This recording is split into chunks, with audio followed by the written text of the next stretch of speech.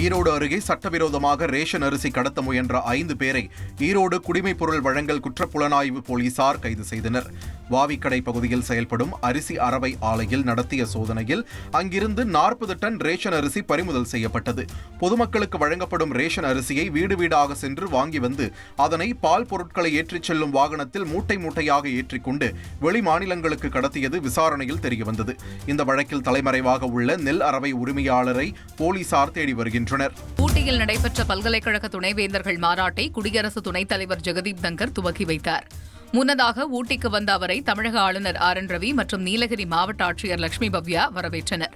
மாநாட்டில் பேசிய குடியரசு துணைத் தலைவர் ஜெகதீப் தங்கர் இளைய தலைமுறையின் கல்வித்திறன் மேம்பட்டு வருவதாகவும் மாணவர்கள் புதிய ஆராய்ச்சிகள் மற்றும் கண்டுபிடிப்புகள் மேற்கொள்ள வேண்டும் எனவும் வலியுறுத்தினார்.